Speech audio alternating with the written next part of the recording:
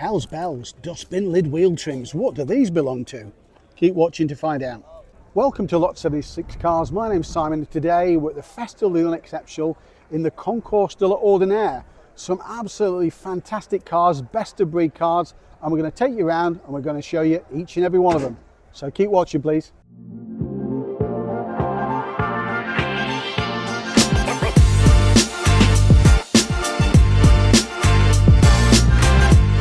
So some people say I flip-flop between cars, but this is a Citroen Saxo, so-called open sandal.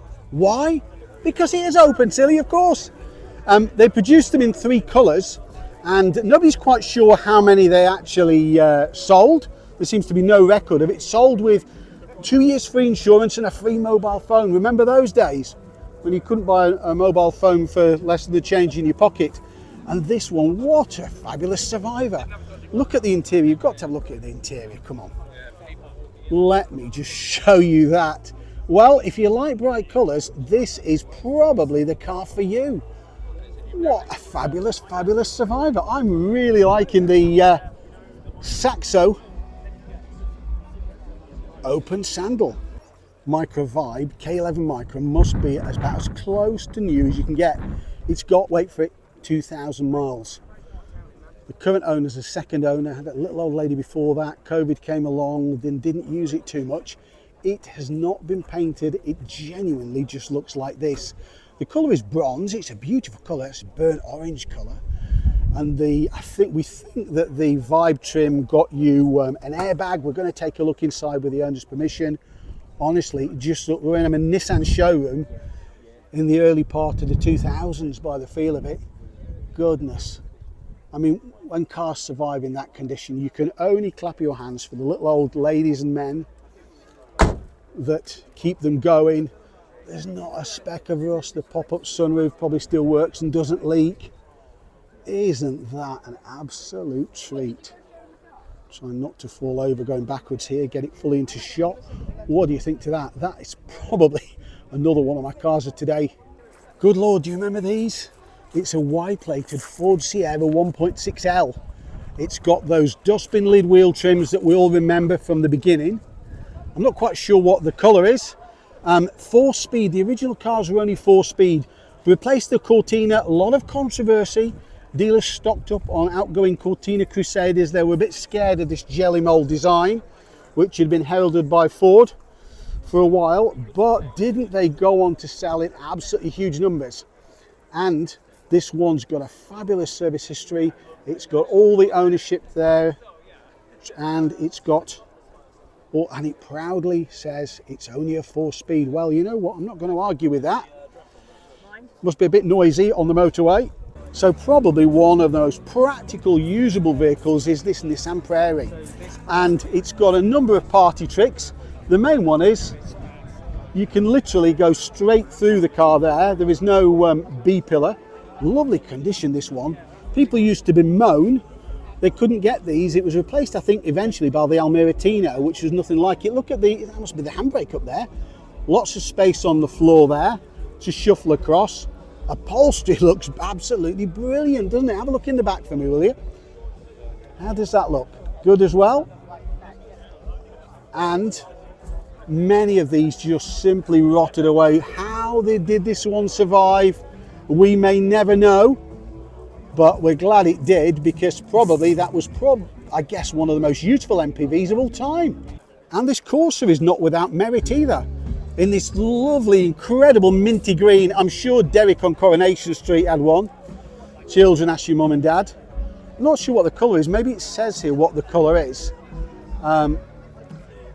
It is in time warp condition. Apparently it was owned by the same owner from 1994 to 2022. And the mint green paint, it is mint green with rainbow coloured seats.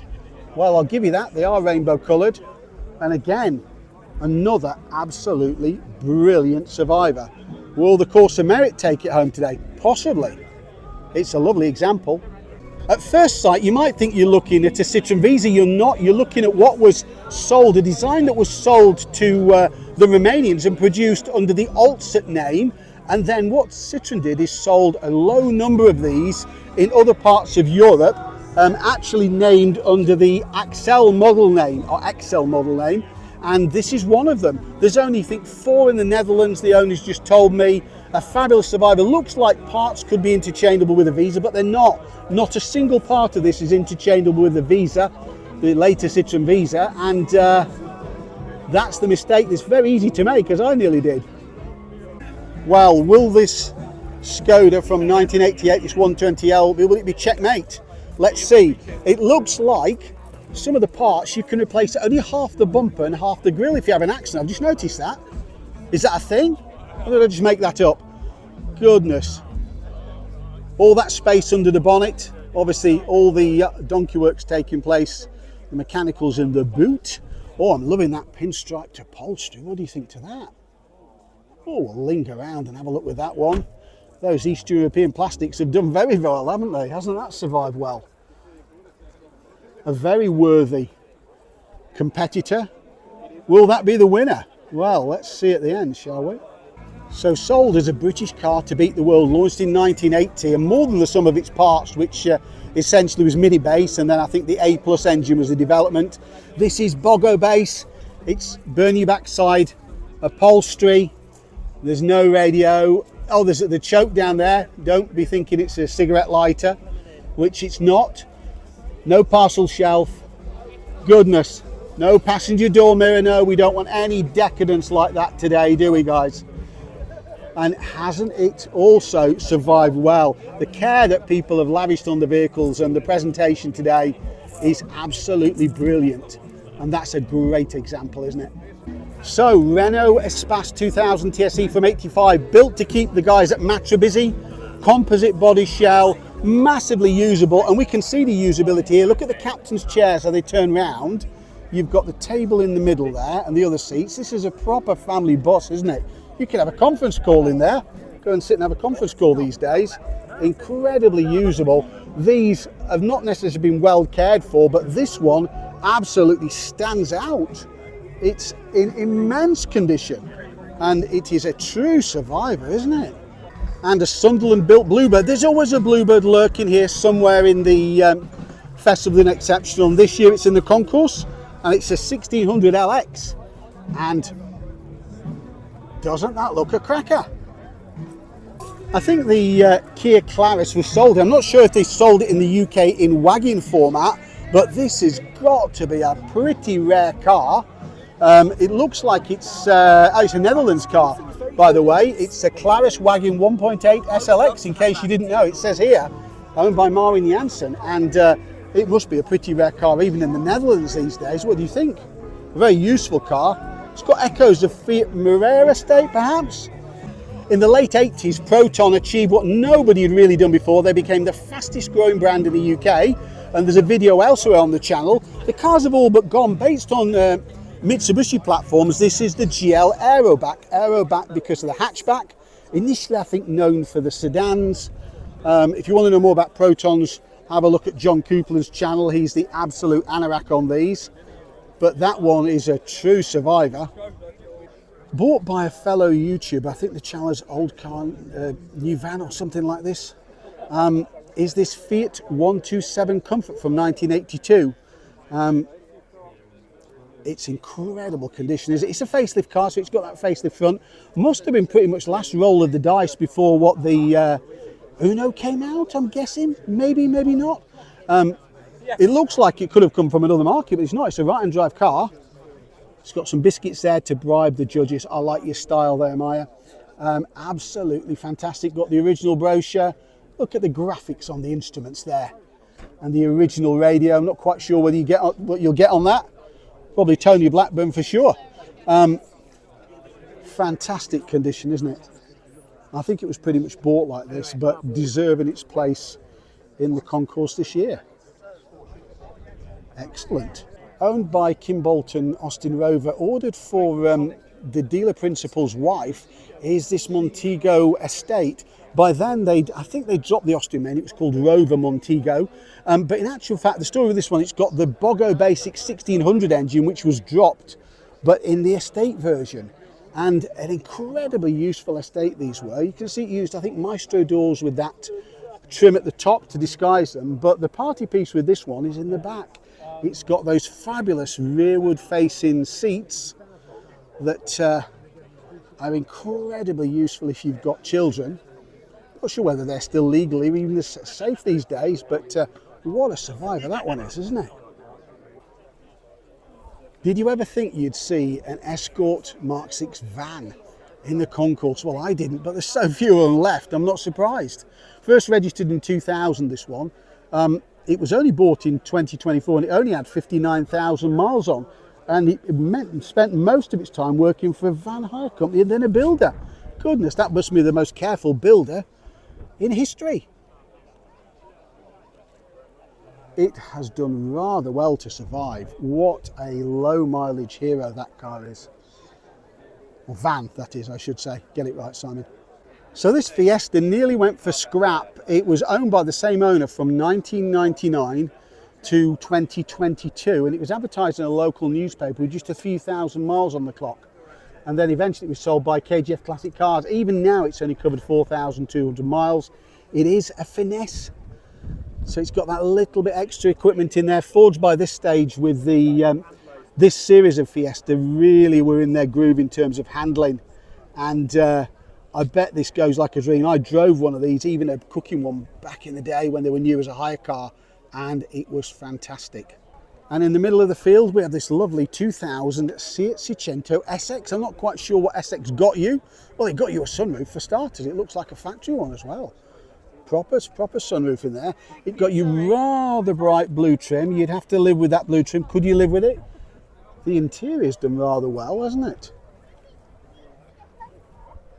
And they've owned it apparently since the start of the year. So they've, if they haven't done anything to it, they've absolutely cracking buy for somebody, isn't it?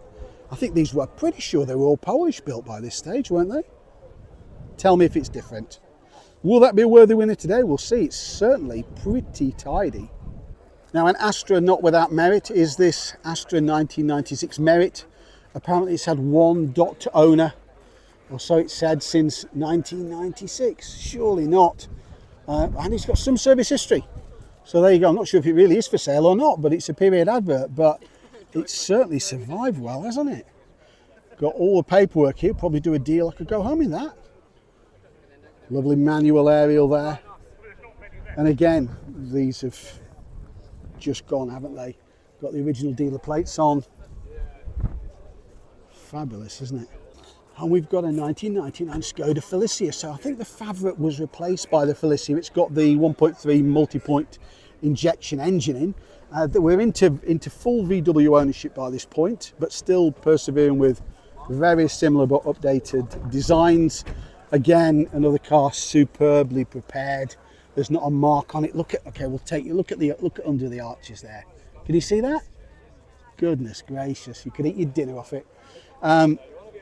Inside, as Billy basic as you like, but very durable, probably influenced by VW standards at this point, I suspect.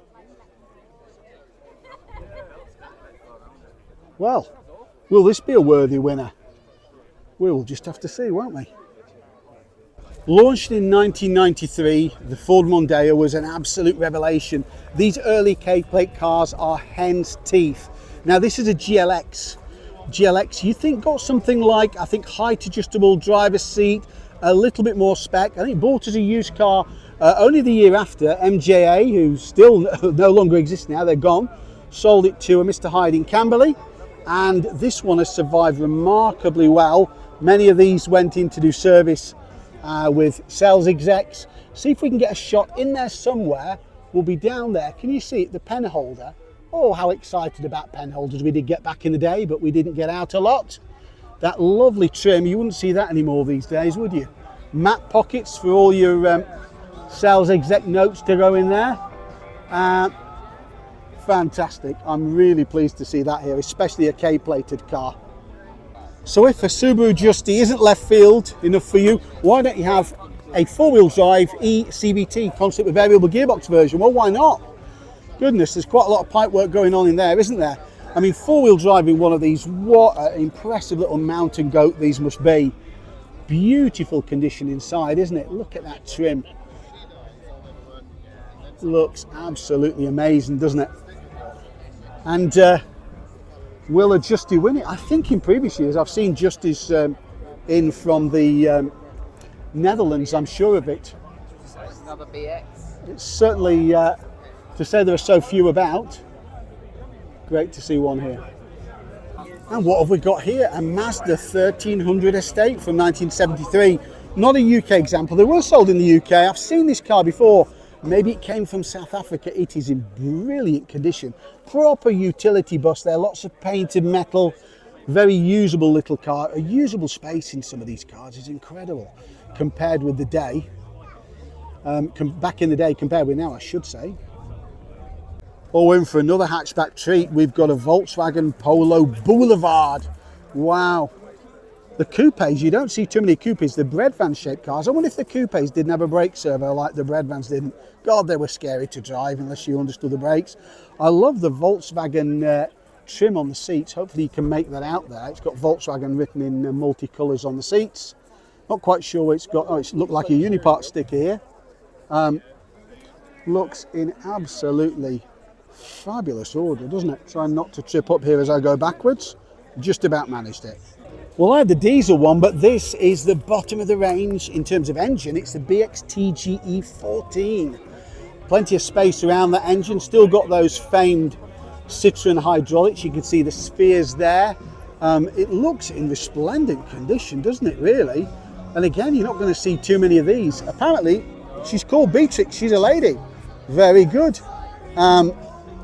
It looks like it's had one long-term ownership and it's been cherished by its current owners, and long may that continue to be the case. Fantastic to see a BX in the Concourse this year. Is it possible a Mark IV Golf can be 27 years old? Well, it is. And as proof here, this Volkswagen Golf 1.4S has only had 4 owners from new. These were famed for a real step up in interior build quality back in the day. Massive step up compared to competition. And this one is in remarkable condition. Probably many of these have disappeared off our roads, but that's a cracker, that one, isn't it? And before the Yaris came the Toyota Starlet. People love these. Sold by West Park in Westcliff-on-Sea. I wonder if they're still in the Toyota network, but it looks an absolute treat, doesn't it? Will this one be up for a bit of silverware? We will see. Back in 1999, this was Toyota's small offering, just on the cusp of the Yaris coming out, I think. So this Toyota Corolla Vida liftback was bought for like £300 back in 2017. It's got the VVTi, variable valve timing engine. Fabulously reliable. Did have some rust issues.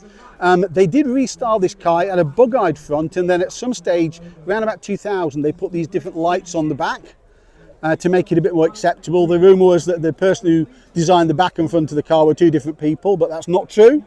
And this one, hasn't it done well for a purchase for just a few £100s? What a great job they've done with it. It's been to Santa Pod, it's been on track days, it's done everything, and it's here today. Fantastic. So although the booted version of the Escort was the Orion, at this stage in the life, this became badged as Escort, even the saloon version. This particular car has lived all its life in Camberwell, and up until 2022, it's now moved into the Essex countryside. Apparently it's enjoying a long and happy retirement and days out like this one. Oh, it's fantastic to see it, and there's the proof that it is indeed an Escort, not an Orion. What a difference a badge can make, eh? That looks lovely, doesn't it? Brilliant, Nick. Now, absolute rep spec is a 1993 Vauxhall Cavalier LS. Basically, this was launch year for the Mondeo, so competition was increasing. They threw lots of equipment at it. It's in lovely condition, isn't it? The sedans, you don't seem to see too many of the sedans about. It's got the original aerial on there. I think shortly after this they did add ABS brakes. Love the owner's got the original promotional models there. Doesn't that look absolutely incredible? Let's just try and get that fully into shot without tripping over. Isn't that lovely? A special edition this time, a Honda Barley. Lovely colour, isn't it? John Cooper garages. Do you remember John Cooper? As in the Mini, he had a Honda dealership down on the south coast, and he sold Hondas for many years. And then in the latter days, alongside the Mini that he was selling, and that looks lovely, doesn't it? A real family story behind this lovely late 2001 Fiat Punto HLX, owned by the owner's parents. They were quite elderly when they owned it, in actual fact, and subsequently, upon one of them and then both of them unable to drive, it was passed to him, and it's been used on regular duties up and down the country. And again, it's here today, staking its claim for the title in 2026. So this Seat Ibiza, based on the Polo platform, is a CLS 1.9D, that venerable diesel engine. But this one, it's never been repainted. It's been off the road for 17 years. And the owner found it off the road from 2002 to 2019. And he found it looking like this on Facebook Marketplace. Goodness, where's all the rubbish I see on Facebook Marketplace? I never see anything like this. Let's take a very quick look inside. It's absolutely superbly prepared. Got the dealer plates on there. He's got the manual should he need it. I said it must have had paint. He says it doesn't. He's never had paint. It's quite a decent spec inside. 1.9 diesel makes it pretty economical. Dashboards survive well. The seats look hardly as if they've been used. What an absolutely fabulous car. I love it. That's one of the nicest cars I've seen so far today. And there's a few absolute crackers in here, and we're going to look at those now. So this is a Mark 1 or a Phase 1 Peugeot 106, and it's a ski. What does ski mean? Well, we'll try and find out. I tell you what, somebody's gone to town on the paintwork on that one. Good Lord, that sparkles like a custom car, doesn't it? Apparently, the owner's got everything here. He's got the car care kit, or they've got the car care kit. They've got the catalogue. I love it when people make a huge effort to personalise their car and put all the attached marketing material and giveaways. And haven't they done that there? Looks great, doesn't it?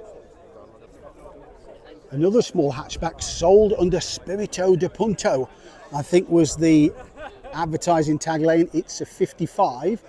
It also looks in good condition. These were sold with finance packages back in the day. Pretty rare now. Look at the advertising material. Just when you thought all hatchbacks were looking the same, well, they certainly didn't, did they?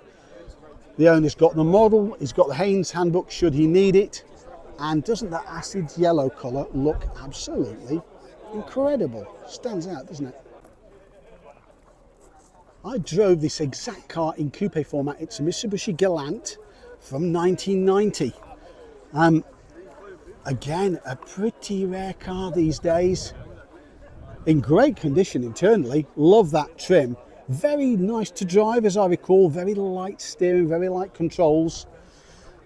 Japanese weren't selling huge volumes, particularly Mitsubishi, unlike Nissan, who'd sort of conquered the fleet market by then. Isn't this one an absolute Bobby Dazzler? What do you think to that? Very nice. So this is a 1991 P100 Popular. It's even got the original Ford toolkit should you need it. We hope you wouldn't. Based of course on the Sierra, previously based on the Cortina. 1.8 diesel engine, turbo diesel engine. Absolutely great condition inside, a proper working vehicle, but because they were working vehicles, they just didn't survive. This one somehow made it, and it's here in the 2026 Festival of the Unexceptional Concourse. What about that, eh? I bet they didn't expect that one back in the day. Mazda have always done things differently, and this is no mistake. It's a 323F, and basically the party piece is the pop-up headlamps. Pop-up headlamps on a cooking hatchback, and why not? And this one's also in pretty exceptional condition. It's pretty basic in there, no alloy wheels. It's got wheel caps in there. It has got a sunroof and the typical Japanese touch of putting the aerial in the A-pillar. Never really did understand that. Maybe that was a good idea. Plenty of tapes to keep you busy on long journeys. supplied by B&H Motors, Mazda in Barnet. Still got the old 01 London telephone number. Oh, that looks good. I do like those, and it's surprisingly so rot-free, isn't it?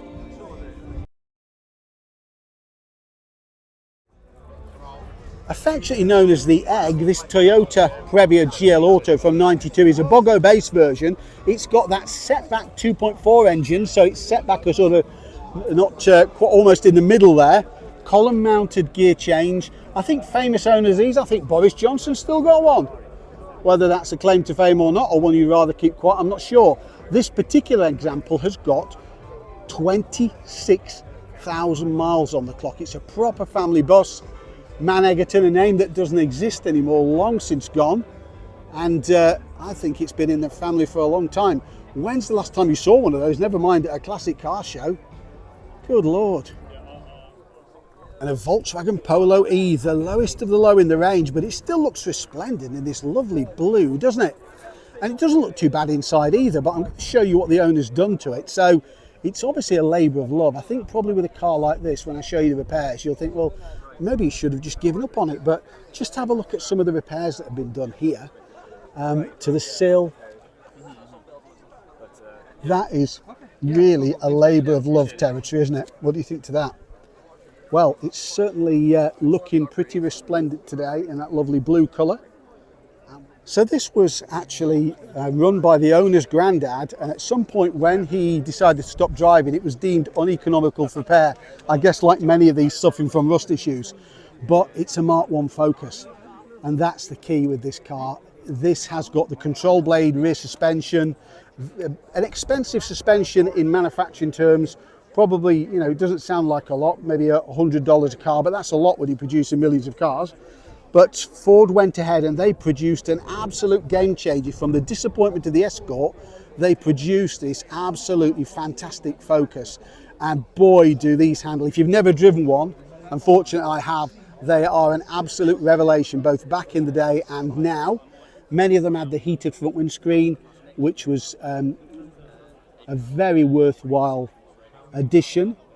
Interior's in great condition. Amazing, isn't it? Well, that could well be today's winner that we're looking at. Let's see, shall we?